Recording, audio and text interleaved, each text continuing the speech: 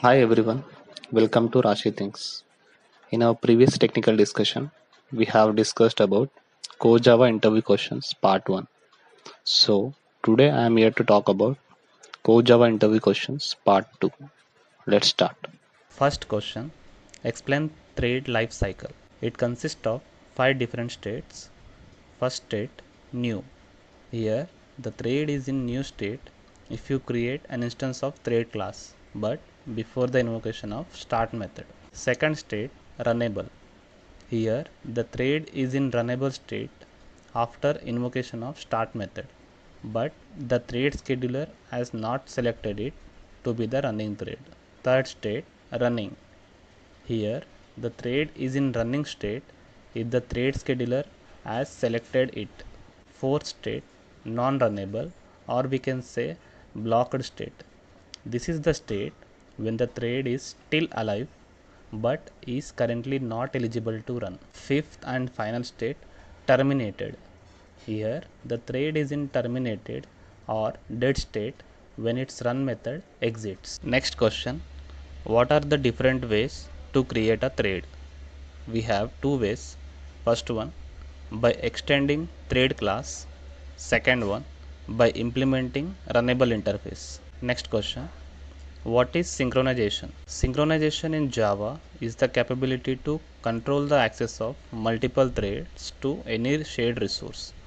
Java synchronization is better option where we want to allow only one thread to access the shared resource. The synchronization is mainly used to prevent thread interference and consistency problem. There are two types of thread synchronization. First one, mutual exclusive. This is achieved by using synchronized method or block and static synchronization. And the second one, inter-thread communication.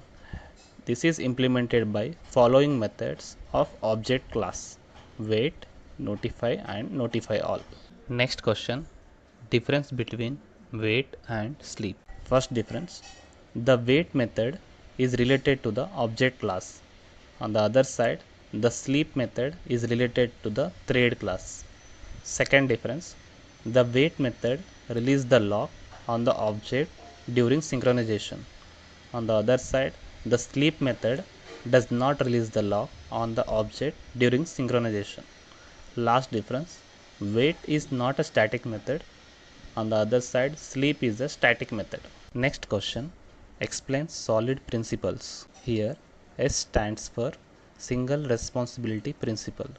The single responsibility principle states that every Java class must perform a single functionality. Next, O stands for open closed principle.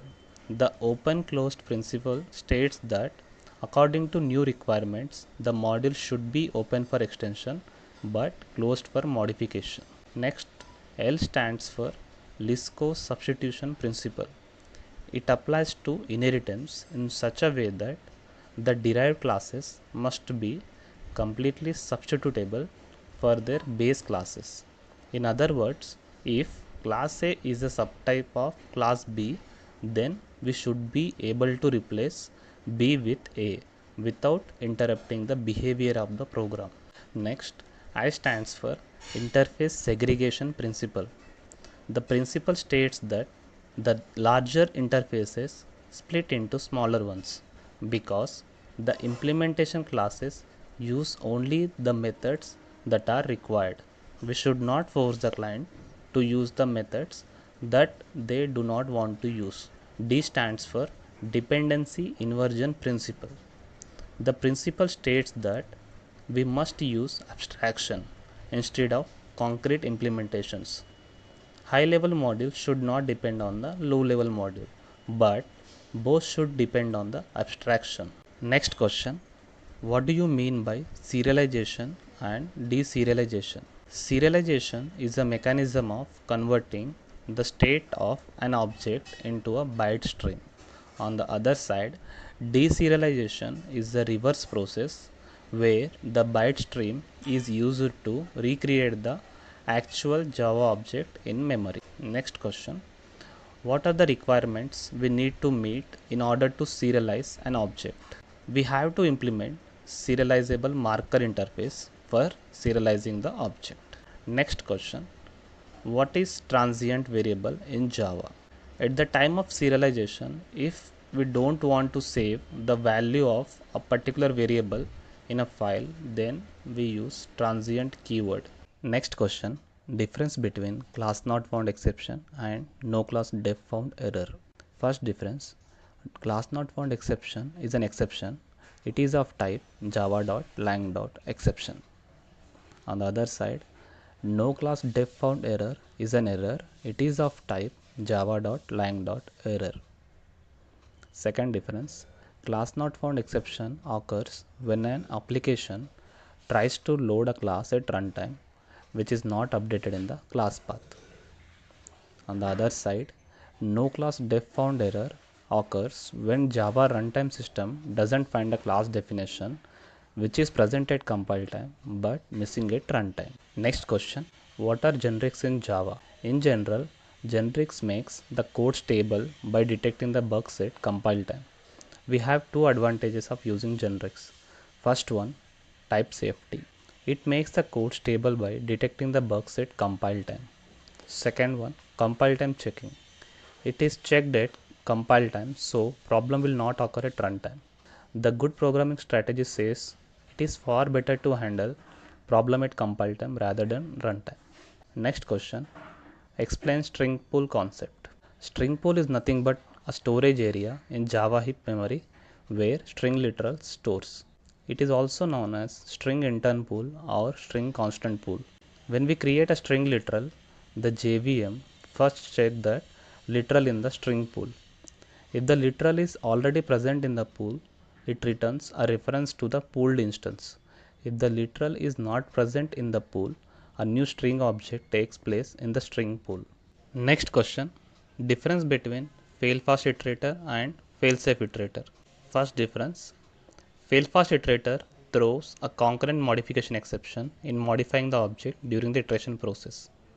On the other side, fail-safe iterator does not throw any exception. Second difference, in fail-fast, no clone object is created during the iteration process. On the other side, in fail-safe, a copy or clone object is created during iteration process. Last difference, fail-fast iterator requires low memory during the iteration process. On the other side, fail-safe iterator requires more memory during the iteration process. Examples of fail-fast iterator are hashmap, ArrayList, ArraySet, etc. Examples of fail-safe iterator are copy and write ArrayList, concurrent hashmap, etc. Next question, difference between ArrayList and linked list. First difference, ArrayList internally uses a dynamic array to store the elements.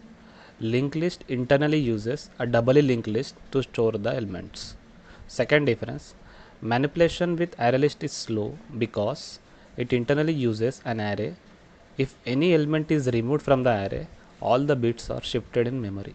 Manipulation with linked list is faster than ArrayList because it uses a doubly linked list, so no bit shifting is required in memory. Third difference, an ArrayList class can act as a list only because it implements list only. Linked list class can act as a list and queue both because it implements list and dequeue interfaces. Next question, difference between comparable and comparator.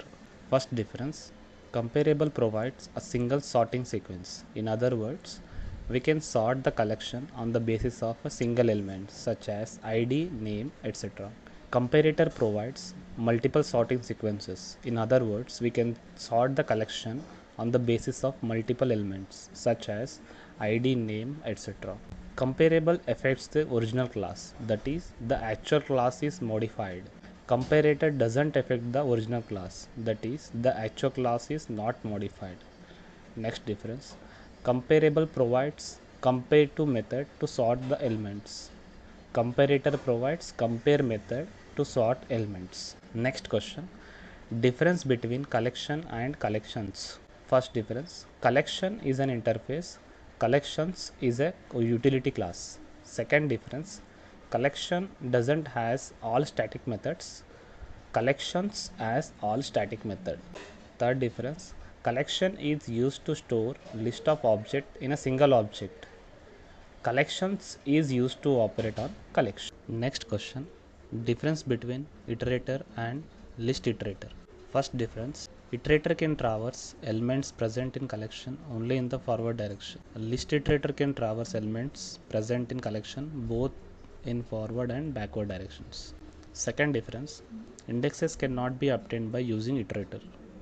List iterator has methods like next index and previous index to obtain indexes of elements at any time while traversing the list. Third difference, iterator cannot add elements and it throws concurrent modification exception. List iterator can easily add elements to a collection at any time. Next question, hash code and equals contract in Java. Equal object must produce the same hash code as long as they are equal.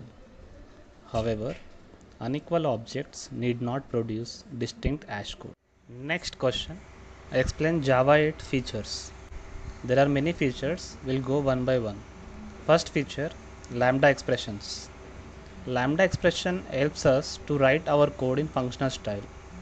It provides a clear and concise way to implement single abstract method interface by using an expression. It is very useful in collection library in which it helps to iterate, filter and extract the data. Second feature, functional interface. An interface that contains only one abstract method is known as functional interface. It can have any number of default and static methods. It can also declare methods of object class. Functional interfaces are also known as single abstract method interfaces. Third feature, optional. Java introduced a new class optional in Java 8. It is a public final class which is used to deal with null pointer exception in Java application. We must import java.util package to use this class. It provides methods to check the presence of value per particular variable. Next feature, default methods. Java provides a facility to create default methods inside the interface. Methods which are defined inside the interface are tagged with default keyword are known as default methods. These methods are non-abstract methods and can have method own body. Next feature, Nashon JavaScript engine. Nashon is a JavaScript engine. It is used to execute JavaScript code dynamically at JVM. Java provides a command line tool called JJS which is used to execute JavaScript code. That's all in this video. Please support my channel for more technical videos. If you have any doubt, please add your comment in comment section. Please click on bell icon to receive latest notifications from Rashi Things.